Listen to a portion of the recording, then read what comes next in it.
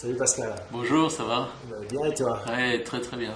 Alors, on revient sur les grandes lignes de ton CV, ton parcours professionnel. Donc j'ai commencé ma carrière il y a un petit moment maintenant, en 85.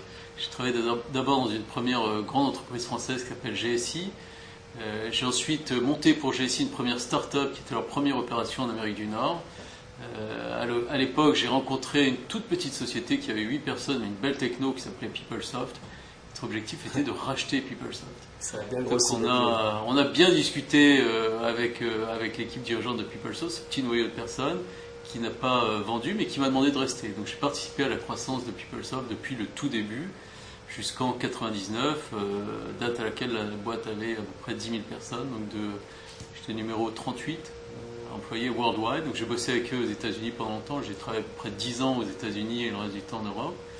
Et puis après PeopleSoft, j'ai fait des trucs qui étaient essentiellement du montage de start-up ou du sauvetage de filiales européennes en perdition. Tu es devenu Angels, en fait tu travaillais pour toi un peu. Voilà, tu avais réussi voilà. à faire un peu de cash avec cette aventure PeopleSoft, Voilà. donc ça t'a permis de te mettre à ton compte, enfin en tout cas d'aider d'autres sociétés à ce moment. Voilà, alors plutôt en participant sous forme de salariat à l'entreprise, mais dans des logiques de start-up ou de sauvetage de filiales en perdition. Et c'est comme ça qu'on arrive à Blue Kiwi. Exact. Tu as rencontré quand en fait? Alors j'ai rencontré Blue Kiwi en décembre 2006 dans une logique d'investissement. Donc j'ai été un business angel de Blue Kiwi.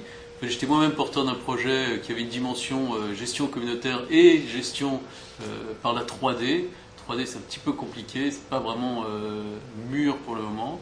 Donc j'ai préféré investir dans cette gestion communautaire de Blue Kiwi.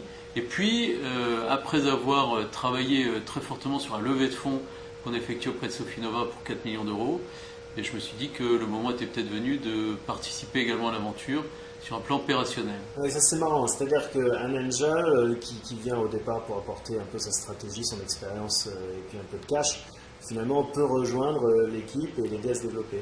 Tout à fait, ça a été l'idée, et c'est vrai que quand on est aux manettes des opérations, donc je suis directeur général de l'entreprise, on a une vision un petit peu différente de ce qui s'y passe, et puis surtout on a les moyens de faire bouger les choses, et les choses ont bougé de façon gigantesque. Donc outre la levée de fonds, nous sommes aujourd'hui le seul éditeur européen à être référencé par Gartner.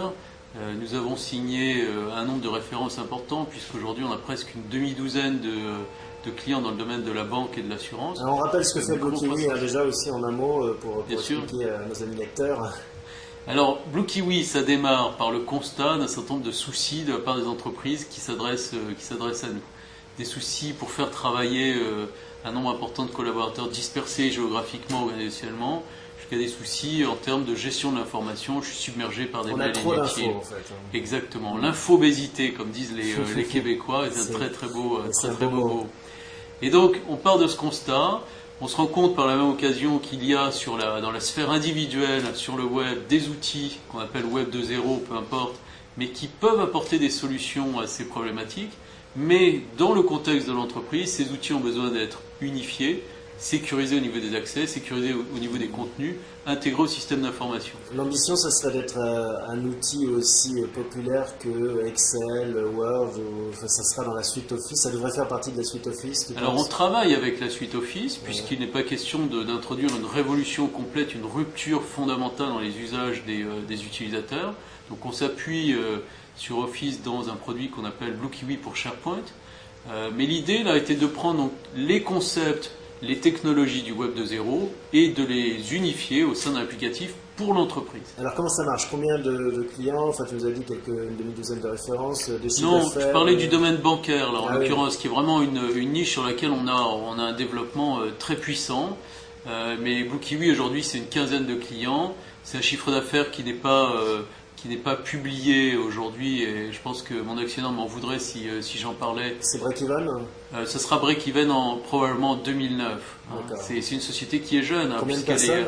C'est un peu plus de 20 personnes aujourd'hui. Oui, jeune, parce que 2006, c'est ça. Exact. Donc c'est une société qui connaît une croissance absolument fulgurante. Et qui, chez ses clients, connaît un foisonnement important, qui est aussi un gage de qualité très fort. D'accord. Qu'est-ce que tu penses en fait de la possibilité de créer du logiciel, des sociétés de logiciels en France?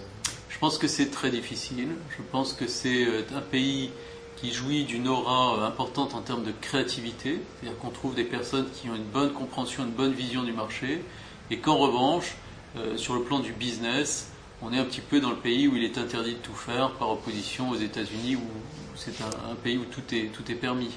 Donc c'est quand même assez difficile, et les promesses de Small Business Act ou autres mesures législatives qui pourraient nous permettre d'avancer plus facilement, plus rapidement, ont du mal à se concrétiser.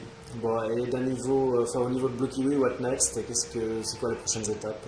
Je pense que la prochaine grande étape, c'est déjà de réussir notre développement sur le marché français et de passer à l'Europe. Là, je suis en phase de recrutement d'un country manager pour le UK. Là, c'est une très grosse étape, le développement sur le marché européen.